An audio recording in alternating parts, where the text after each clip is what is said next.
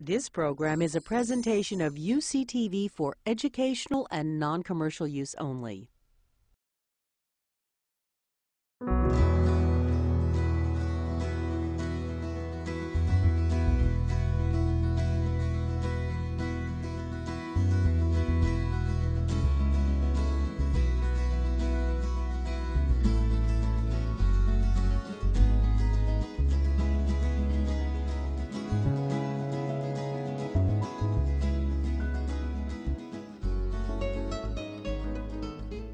So tonight what I want to talk to you about, what I want to tell you is mostly a story. It is a scientific story, but it is also a personal story. This is the last picture that was taken of me 2 weeks before my life took a very strange turn 17 years ago.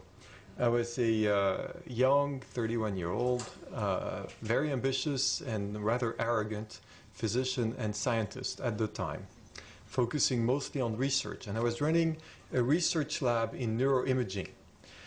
And one evening, one of the subjects didn't come for the experiment. And we didn't want to waste the precious scanner time, so I got into the machine. And a few minutes later, my friend Jonathan Cohen, who today runs the neuroimaging program at Princeton University, but was only a student with me at the time, called me from the control room of the scanner and said, "David, there's something wrong. We're coming in." He came in the room, pulled me out of the machine, put his hand on mine, and said, "David, there's something in your brain, and we can't do the experiment." And that's how I learned that I had brain cancer. Of course, soon after that, I pursued conventional treatments, which saved my life. They don't look good, but they can be very helpful. I did reasonably well. However, a few years later, my cancer came back, which is the nature of these kinds of cancers. I had to go through surgery again. I had a year of chemotherapy. I did radiotherapy. And this is when I realized that if I stuck to only conventional treatments, which saved my life a second time, if I stuck to only that, I would have a conventional outcome which did not look good for my kind of cancer. So I used my skills as a physician and a scientist to find anything I could in the scientific literature, not in anything esoteric, in the scientific literature, that would help me strengthen my body's ability to resist cancer. And this is the scientific story I want to tell you tonight. The first thing I learned was at first depressing, but in the end very encouraging. I learned that we all have cancer cells in our bodies. This is a natural part of what biology does. It manufactures cancer cells. You can't do anything about that. We also all are exposed to cancer-promoting agents, carcinogens. They're part of gas exhaust on the street. You can't avoid that either. Now, the interesting fact is that only 1 in 4, and I don't know if only is the right word, but 1 in 4 of us will develop cancer in our lifetime. But that means that for people, even though 100% of us carry cancer cells and are exposed to carcinogens, 3 out of 4 of us are able to resist that process. So by definition, we have to conclude that for most of us, our bodies have natural defense mechanisms that can identify and destroy cancer cells so that it never becomes an active disease. Obviously, my defenses had failed, and so my purpose became to understand why our defenses often fail, and then how I could strengthen them so as to prevent this disease from coming back to the extent that I could. And this is what I learned. Clearly, something is going on with cancer in our societies.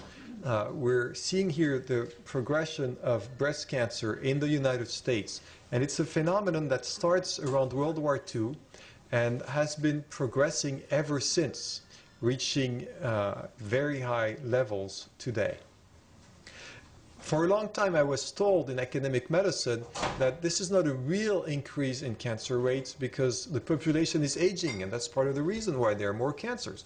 And also because we now do systematic screening, which mathematically increases the number of cancers. However, when I looked into this a bit more deeply, what I realized that this is baloney because cancer rates in children and adolescents have been increasing by 1 to 1.5% per year for the last 30 years. Children are not older, and we do not screen for cancer in children. So there is something fundamental about our society and our way of living, which is increasing cancer rates. The second thing I realized that this is a phenomenon that is quite regional. In fact, when you look at world maps established by the World Health Organization of cancer, looking at exact same age groups in countries all over the world using the same detection methods, then what you find is that cancer is primarily a disease of Western Northern societies, North America, Western Northern Europe. This is the breast cancer map that you're looking at here, but it's very similar for colon or prostate. When you find cancer in the Southern Hemisphere, lo and behold, you find it mostly in Australia and New Zealand, which have developed along the same lines of lifestyle that we have. When you find it in South America, it's in Argentina and Chile, which also have developed along our same lines. When you find it in Africa, the only country affected is South Africa. In the Middle East, the only country affected is Israel. So there's something about the way we live. The further proof of this comes from the fact that in some regions of China, especially rural regions of China, the investigators of the WHO could not find any case of breast cancer. Now think about the number of women you know around you affected by this disease, and now think about a whole region of China where you cannot find any case of breast cancer. It could be that Chinese women are protected by a particular genetic makeup. It could be. However, when you look at that, it's very interesting. Here are Chinese women by age group living in Shanghai in yellow here. You see their rates of breast cancer by age group. In here are Chinese women living in all places in San Francisco. And what you find is that within 1 or 2 generations, Chinese women living in San Francisco have exactly the same rates of breast cancer as American women. So it is not about being Chinese and having Chinese genes. It is about having a Chinese lifestyle or an American lifestyle. We find the same things for Japanese men and prostate cancer and so on.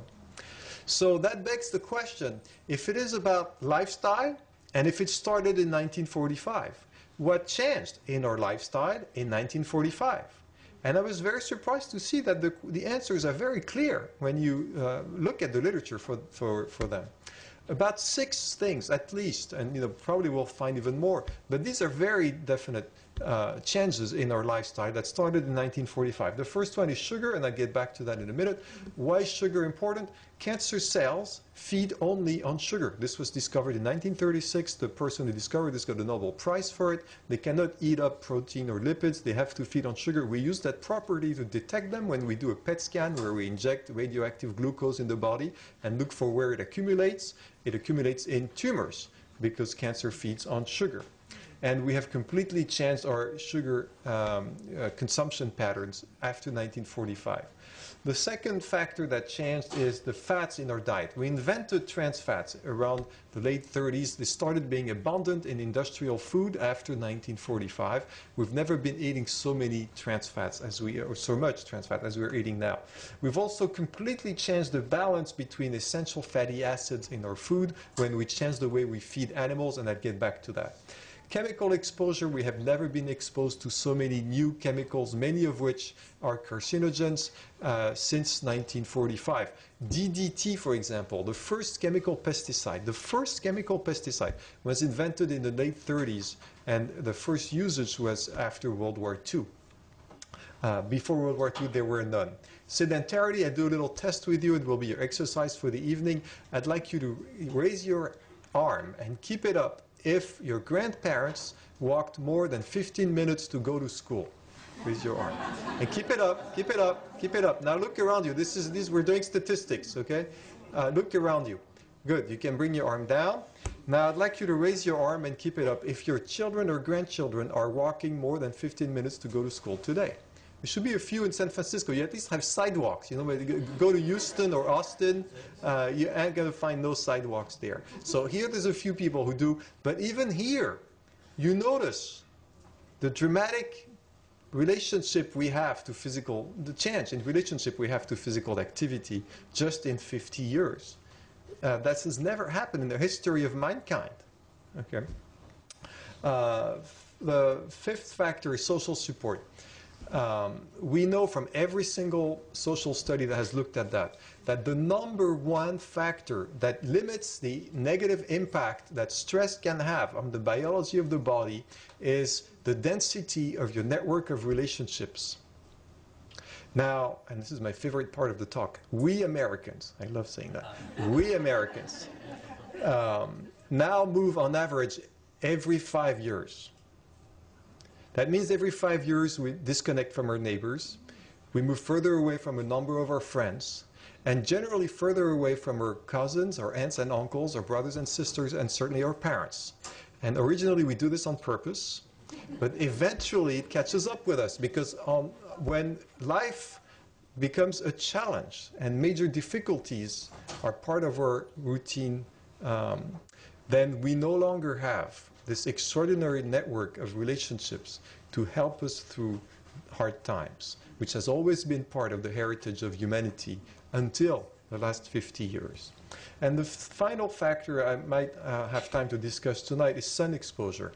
It's interesting that the body manufactures vitamin D when the skin is exposed to the sun without sunscreen. Without sunscreen. Now, it might sound heretic what I'm talking about, but this is the only way the skin can manufacture vitamin D.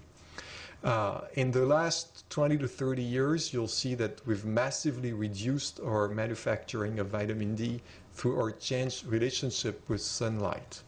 And vitamin D is one of the best protective factors against cancer, as I will hopefully have a little bit of time to demonstrate. So these are at least 6 factors that have profoundly changed in the last 50 years that might be contributing to this epidemic of cancer. Let's go over some of these in more detail. Sugar consumption.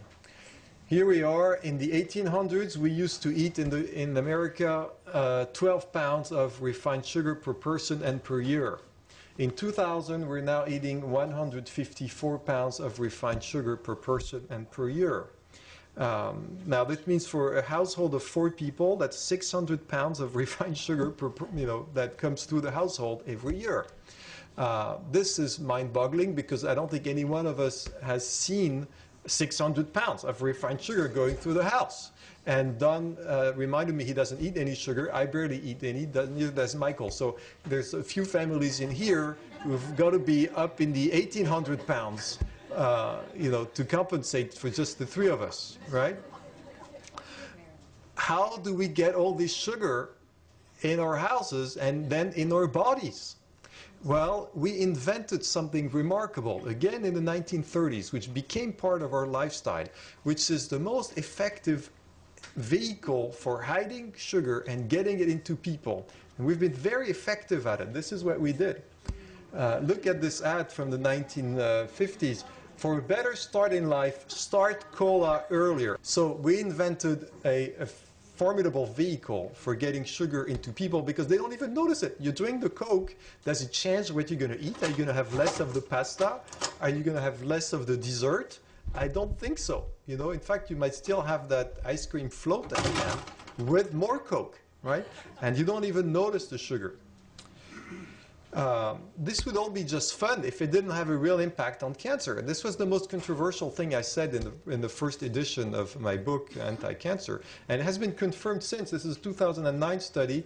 There's practically a dose-response relationship between the amount of sugar in somebody's diet and the risk of developing ER plus PR negative breast cancer. This was just published in 2009. Second factor, fats. These are essential fatty acids. We call them essential because they're part of every cell membrane in the body. They're part of every biological process in the body, but the body cannot manufacture them. So the only place we can get them from is our food. Not in our food, not in the body. Now, interestingly, there are 2 families, the omega-3 family and the omega-6 family. They have very different properties. Once in the body, they get metabolized into very active biological substances. The omega-6 fatty acids get metabolized into pro-inflammatory prostaglandins, into substances that increase clotting, and into substances that stimulate cell growth. Remember that, stimulate cell growth. The omega-3 fatty acids do just the opposite. They reduce inflammation, they reduce clotting, and they reduce cell growth. When they're both in balance in your plate, they're in balance in your physiology, and everything's fine. However, this is what we started doing. 1940, we invented the use of soy oil for, and particularly hydrogenated, which is trans fat, soy oil for industrial products. And the consumption by human beings has skyrocketed. You see again a new phenomenon which has skyrocketed since World War II. Furthermore, we invented the new farm. I was raised in part on a farm in Normandy. And the color of the farm was not this one. What is the color that's missing from this? Green. That's right. Now, why is that important? Because grass is very rich in omega-3 fatty acids. Therefore, when cows eat grass, there are omega-3 fatty acids in milk, in butter, in cheese, in cream, and in meat. Same thing for hens, who used to eat grass and seeds and worms, very rich in omega-3 fatty acids. Now we feed these animals only with corn and soy, and the omega-3s disappear from the food chain, and the omega-6s shoot up, which are, corn and soy are full of omega-6s. Now, nobody told you about this, and we didn't think it would have consequences, but it does. Look at what it does to the food products. I was able to find data about the ratio of omega-6s and 3s in butter in 1960, which is a reasonably good ratio. Butter wasn't such a bad food in Normandy when I was growing up. Pork, beef, eggs, and this is in 2000. Butter has become a pro-inflammatory food.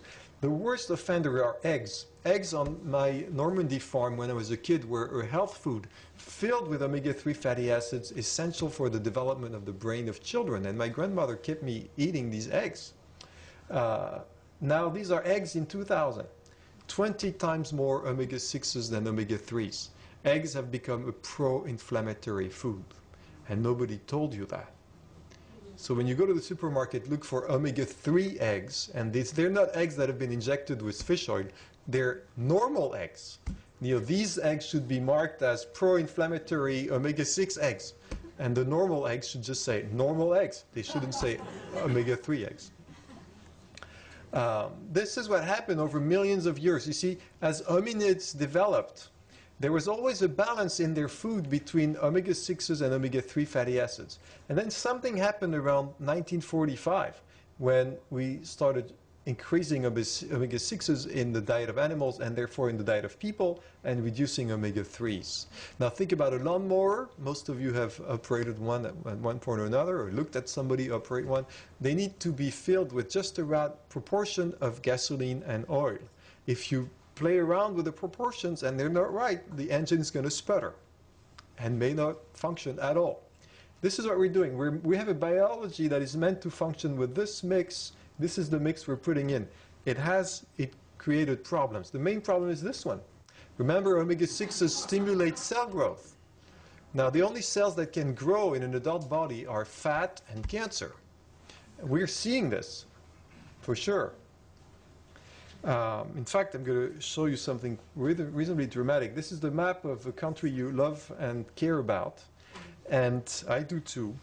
And this is the map of obesity, a BMI over 30. This is marked obesity. This is not just a little bit of overweight. In 1985, this is the year I arrived in Pittsburgh to do my PhD. And Pittsburgh's right here. People looked normal in Pittsburgh in 1985. This is the map in 1985. Some states had less than 10% obesity. Some had already between 10 and 14% obesity, darker blue. And then this is what we did to ourselves that I want you to take a look at. 1986, 1987, 1988, 1989, 1990, 1991, 1992.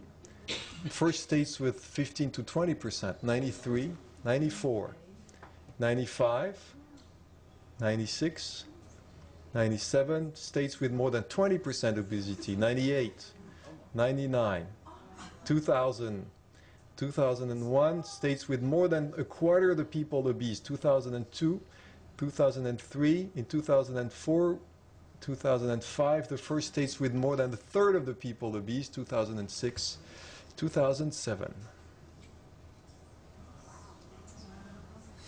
Remember, obesity is one of the leading risk factors for cancer. Of course, people don't get cancer as soon as they become obese. It takes 10 to 20 years. So this may be the map and the progression of cancer rates in our country over the next 10 to 20 years, if we don't do something about that. Now, it's not just about fat, as I told you. This is a study in mice, looking at mice that have been grafted with breast cancer. And after a certain number of days, you can count the number of tumors on their breast, and they keep going up and up and up. If they're fed with corn oil on top of their regular diet, which is full of omega-6 fatty acids, this is what happens to the number of tumors. It is like adding fuel to the fire. If it were true just of mice, this would all be fine. Unfortunately, this also happens to women. This is a study that was done in Singapore. You cannot do these studies in the US because people have so much fatty acids that omega-6s that everybody's in this range here. But you have to go to countries where there's more range of consumption of omega-6 fatty acids. And you're looking at the number of cases of advanced breast cancer as a function of how much omega-6 fatty acids are present in the women's diet.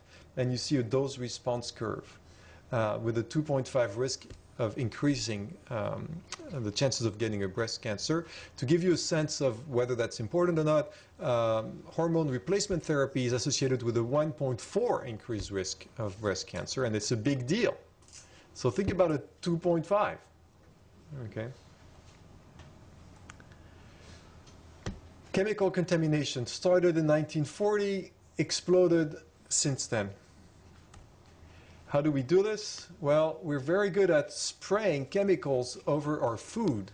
Now, it turns out that these compounds have powerful effects on biology. In fact, they're called endocrine disruptors because they mimic hormones, often estrogen-like hormones, so much so that when they end up in our rivers, they can change the sex of male frogs to female frogs. It turns out that exposed farm workers have much higher cancer risks, and the children of these farmers, even though they're not in the field, have higher risk of a variety of cancers simply from the residues of pesticides that their parents bring in their house on their clothing.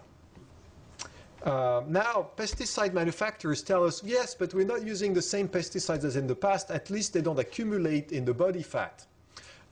People are able to eliminate them through their urine, so it's not as bad. Okay, fine. Let's look at a study of 42 children at the University of Seattle, ages 2 to 5, that either ate a conventional diet, and you can look at pesticide residues in their urine every day. So yes, they eliminate them, but they're exposed every day. Then they move to a 70% organic diet, and these go away. Then back on the conventional diet, and these explode again. So this is what's happening to our children. Household products. There are a variety. I can't go through all of this because we don't have enough time, but a lot of it is in the book. Household products are another way for us to be exposed to a variety of contaminants. One of the most common ones is dry cleaning.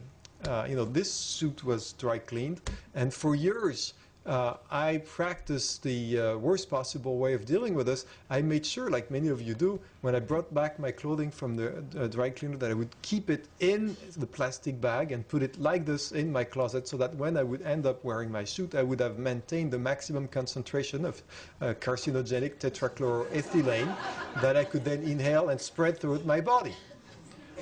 We know that people who work in those shops have much higher cancer rates than the rest of the population. People who live above dry cleaning shops have higher cancer rates than the rest of the population. When you bring back your dry cleaning, air it out for at least 2 hours before you put it in your closet or before you wear it. I'm not going to go over everything, but this is a striking one to remember. Phthalates in cosmetics and perfumes are associated with cancer. A few years ago, a magazine did a review of the different perfumes with the highest concentrations of phthalates, and one of the leading contenders was a perfume by Dior called Poison, so remember that.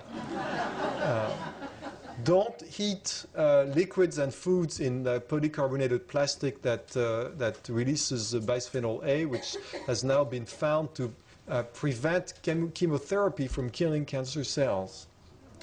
There's a whole controversy about skin contact with aluminum. I just want to tell you about this. The science is not very good, but it's rather fun to go through, so I do that. A lot of women have been worrying for some time about the antiperspirants that contain aluminum. Does it increase breast cancer risk or not?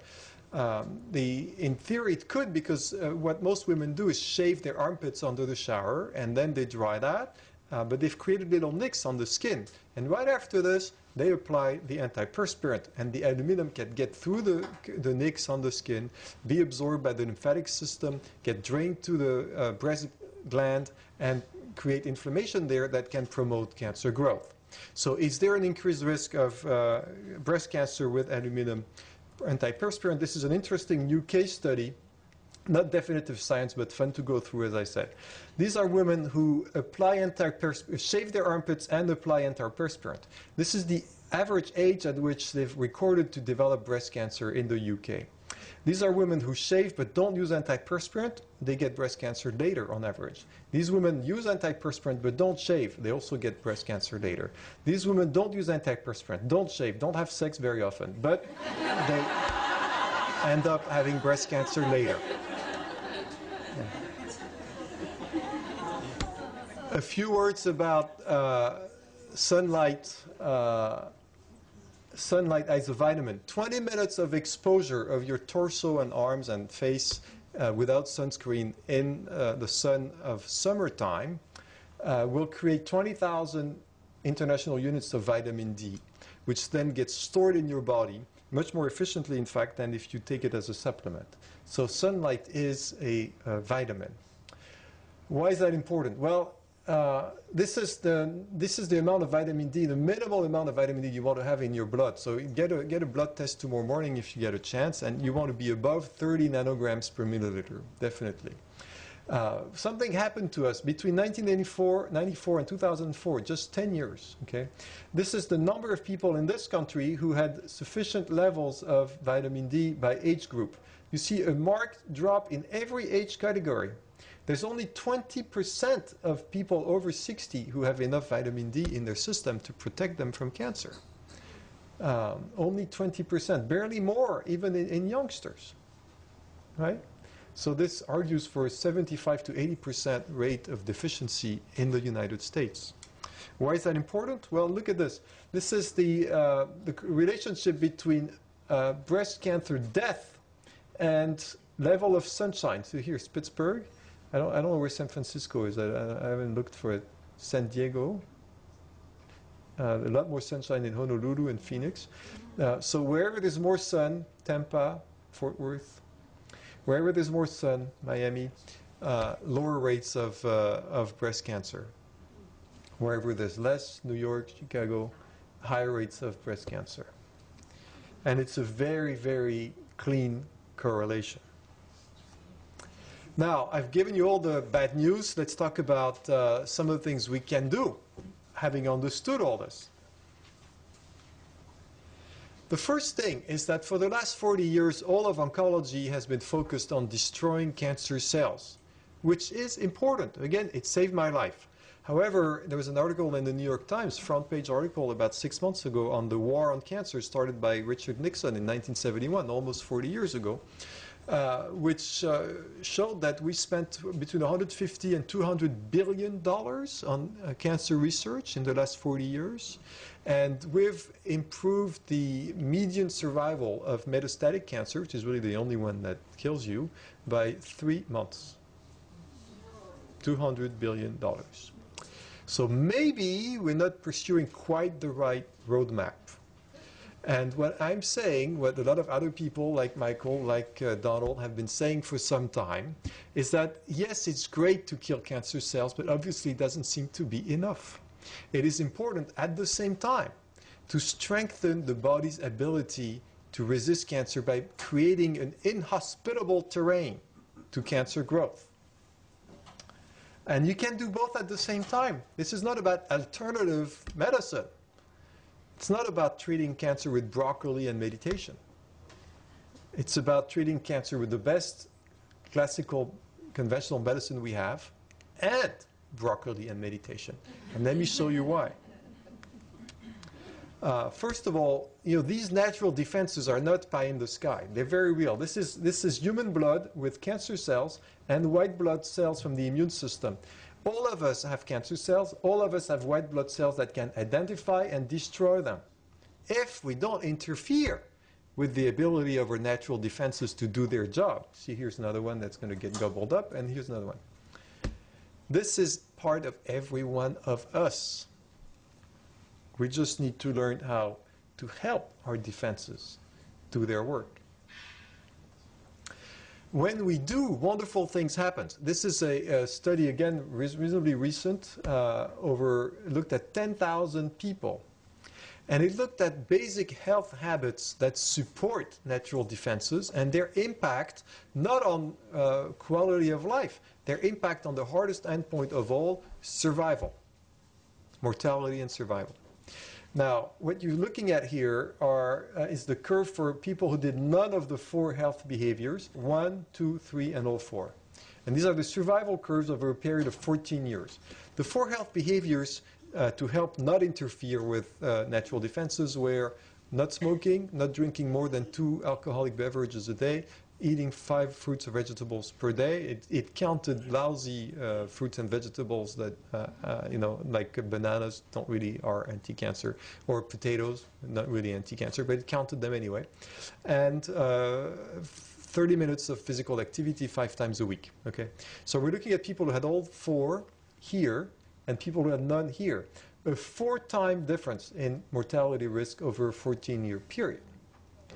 Now, the interesting question is, that a lot of patients ask, doctor, if I do all these things you asked me to do, will I live longer or will it just seem like it's lasting a very long time? Oh, by the way, I should add one thing.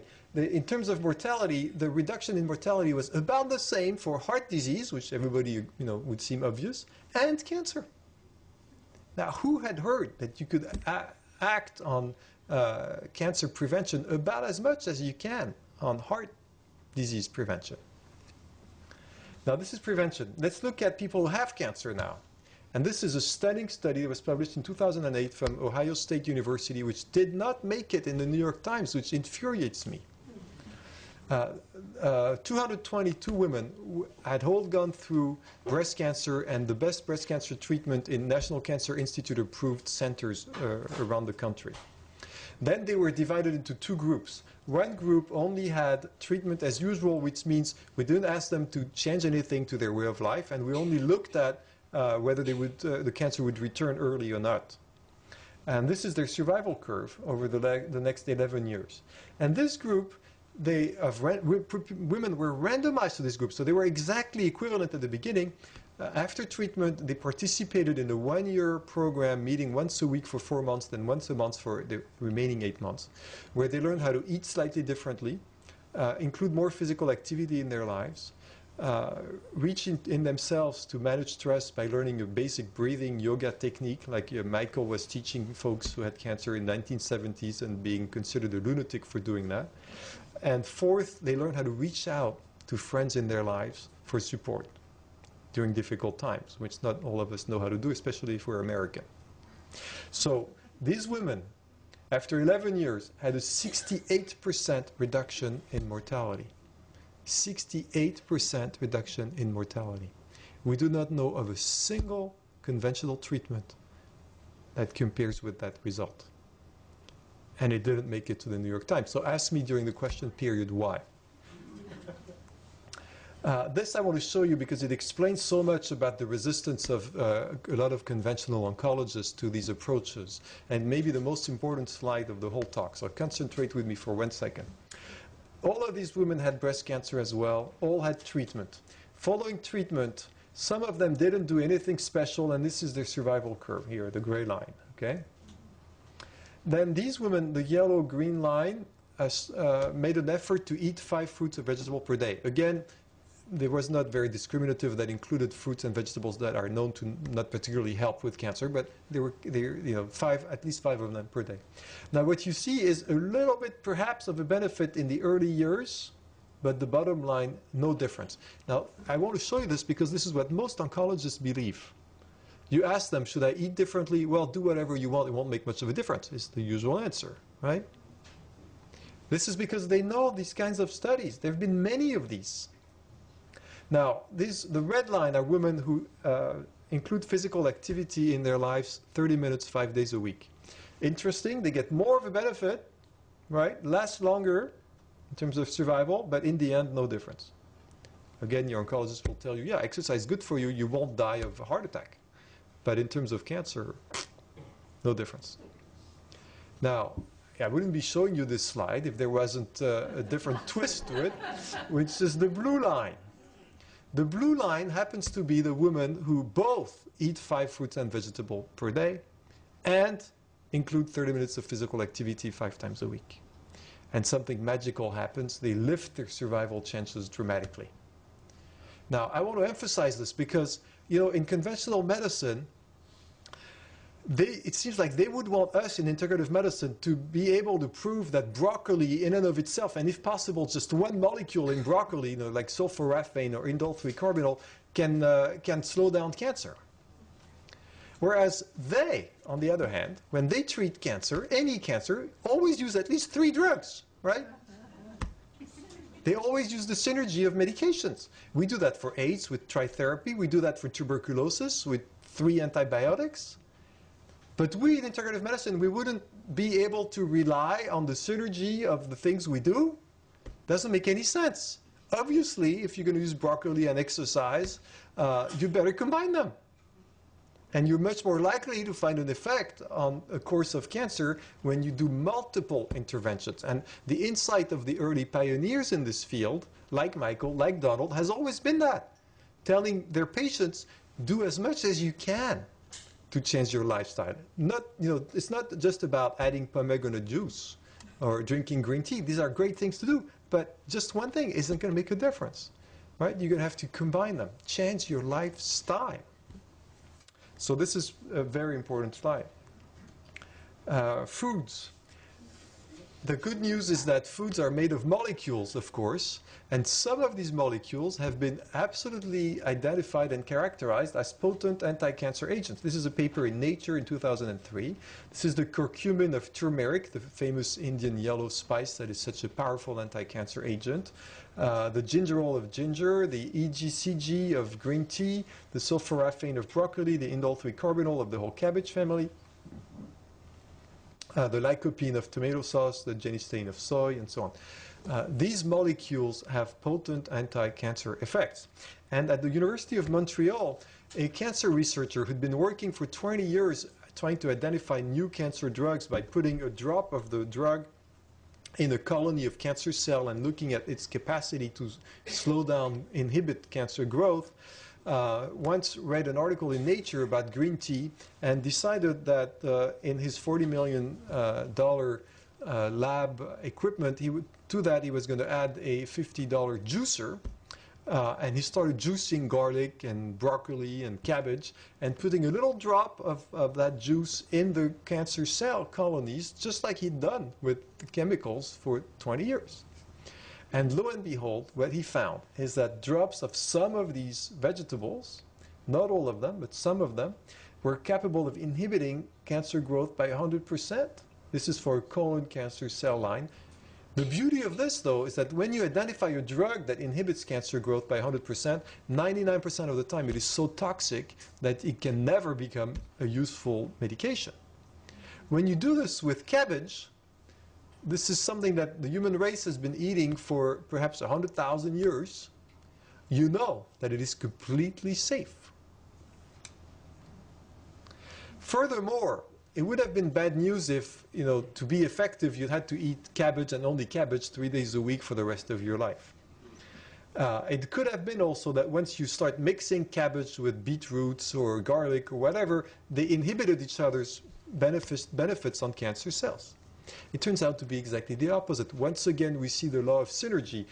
Now, this is the typical anti-cancer plate. Again, I'm not going to go into all the detail, but just a few points. First of all, it doesn't look like the American national dish. Okay, the hamburger and French fries is probably the worst possible thing you could do to your body, because red meat has been associated with increasing cancer rates everywhere it's been studied, especially when it's grilled. And barbecued grilled is probably the worst thing you can do, because it brings up all these carcinogen nitrosamines onto the meat.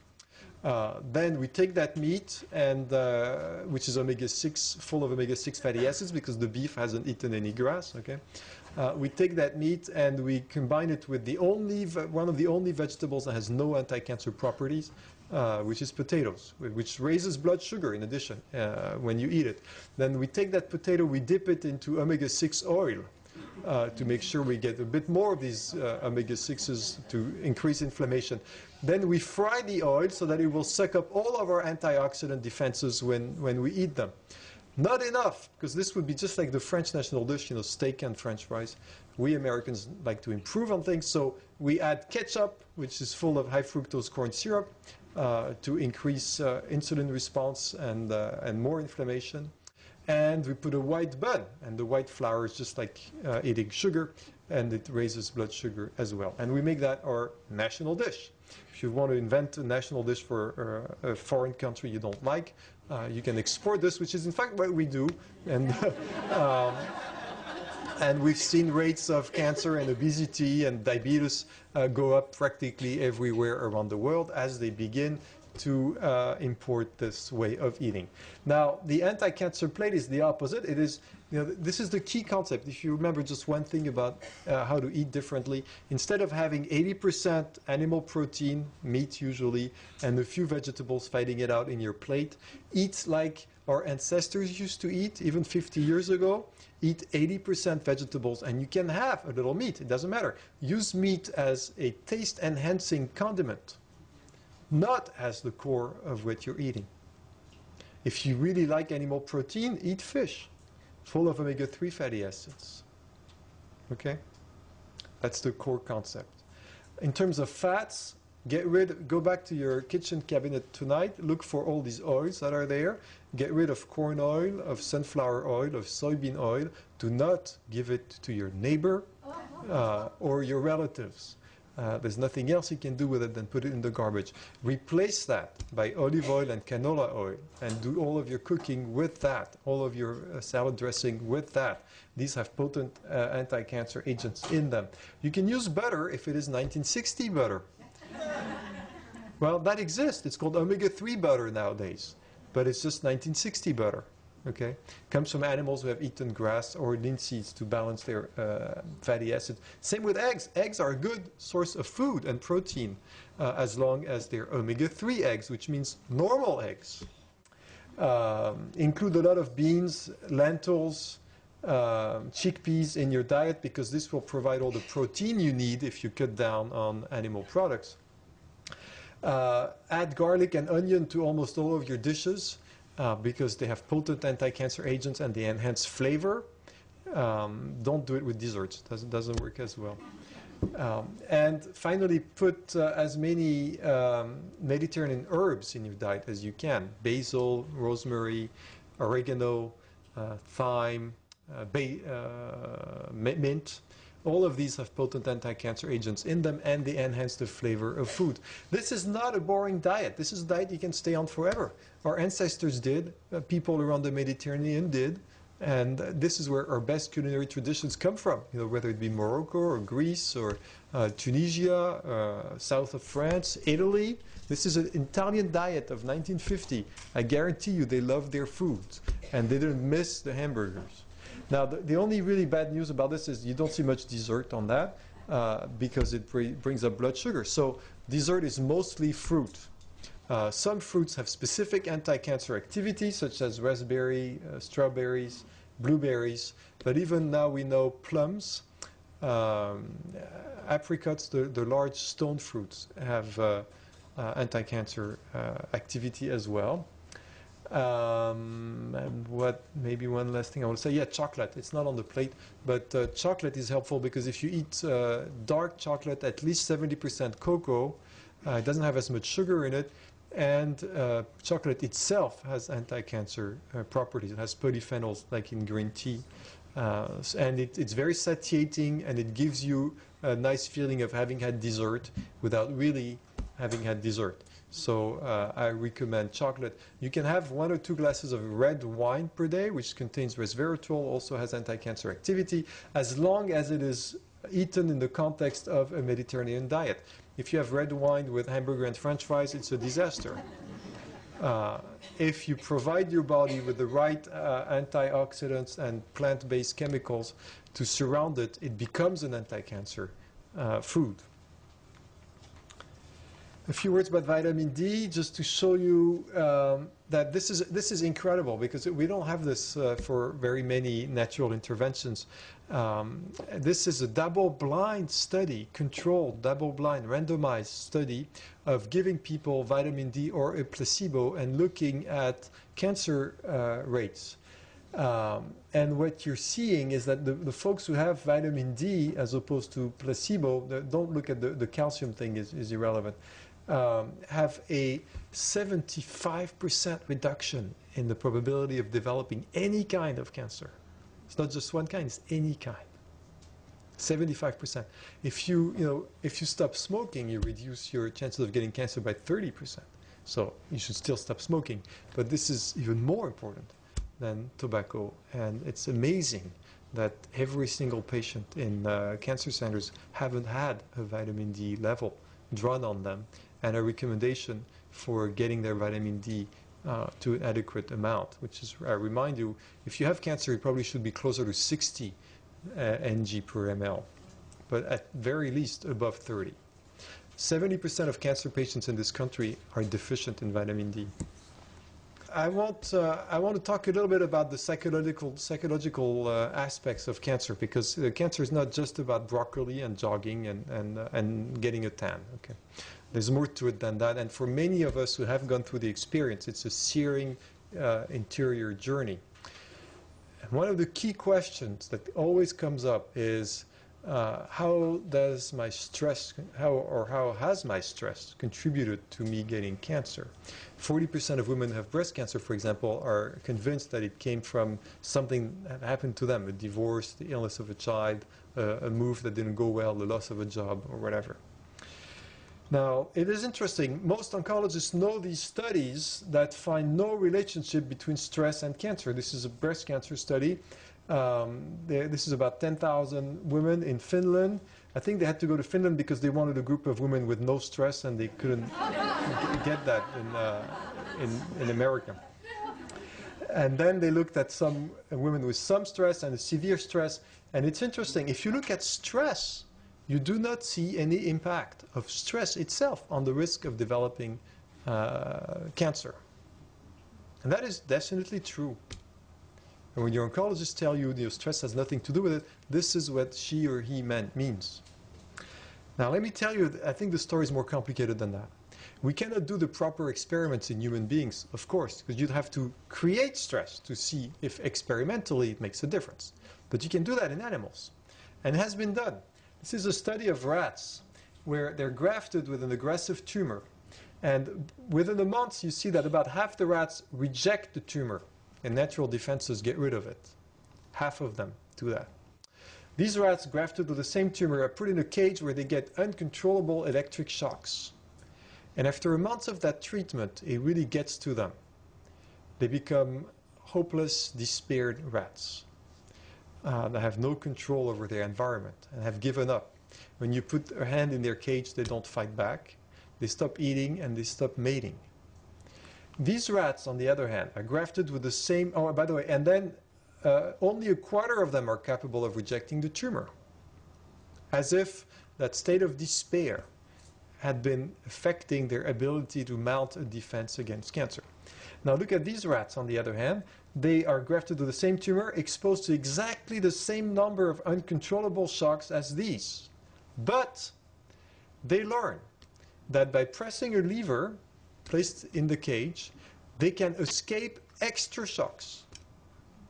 Something really interesting happens, because these rats continue to feel rather good about themselves. They have healthy rat self-esteem. When you put your hand in the cage, they will bite you. They continue to eat, they continue to mate, just because they have not completely lost control. And lo and behold, if anything, they reject tumors better than the rats that are left alone.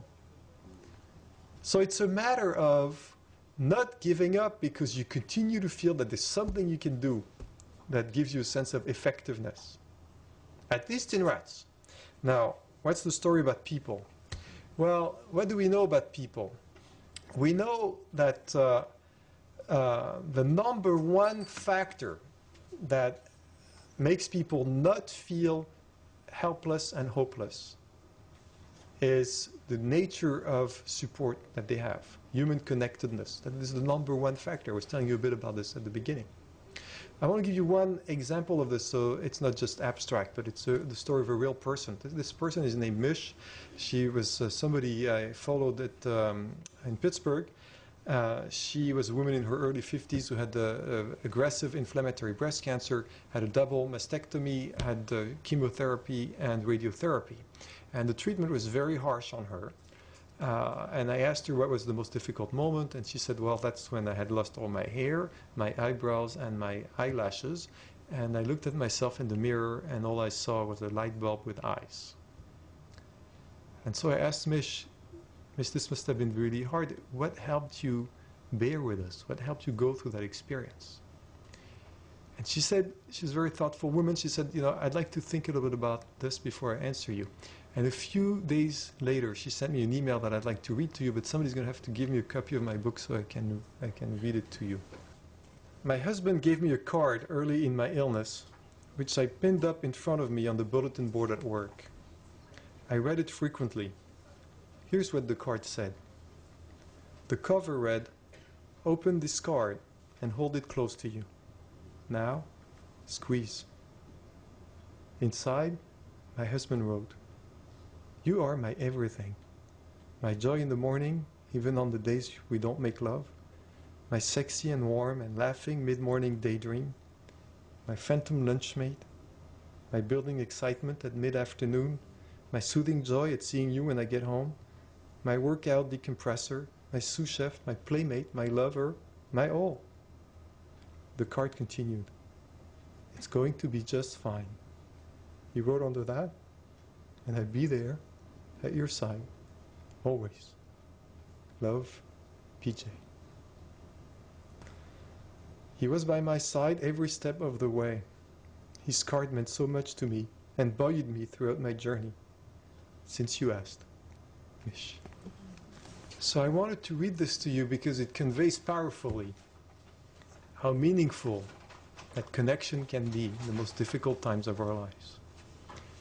I'm also fully aware we don't all have a PJ in our lives during those difficult times.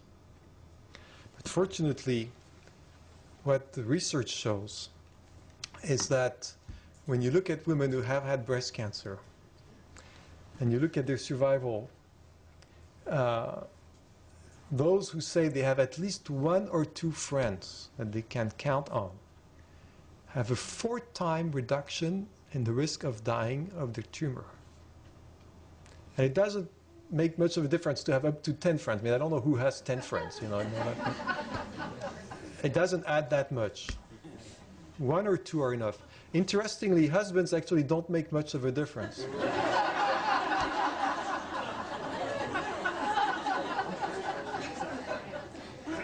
I'm sad to report.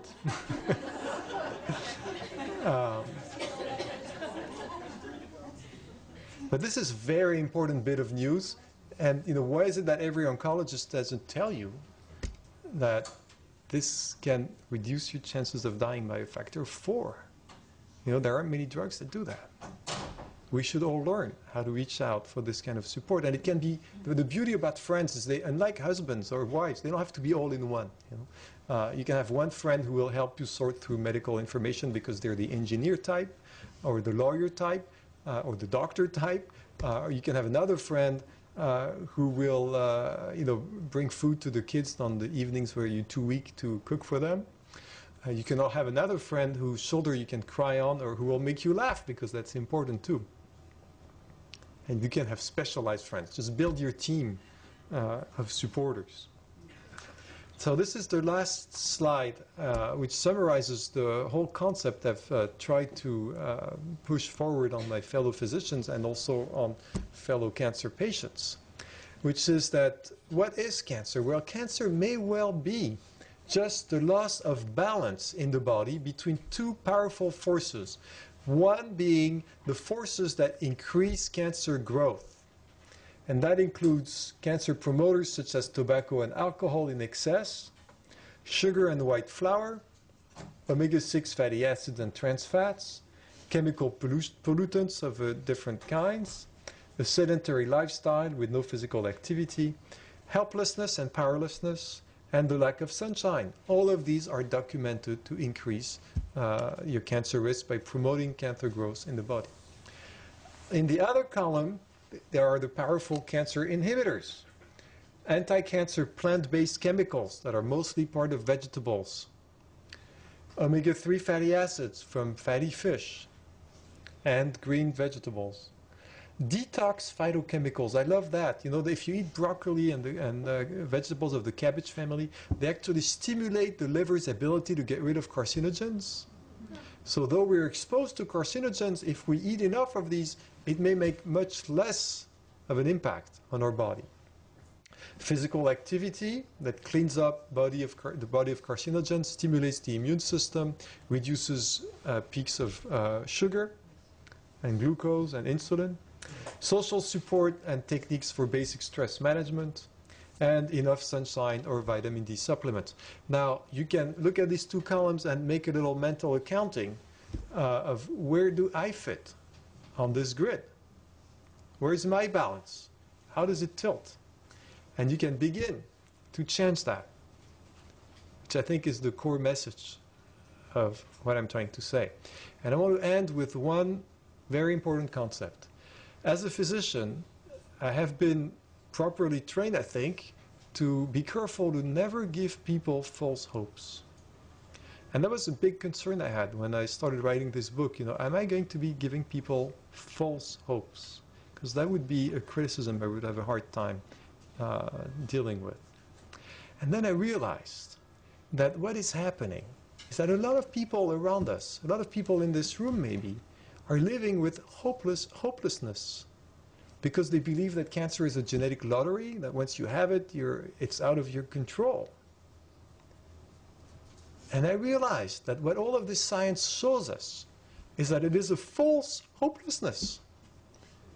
And that what we need to fight for is real hope. And I hope you and I can engage together in this fight after tonight. Thank you for your attention.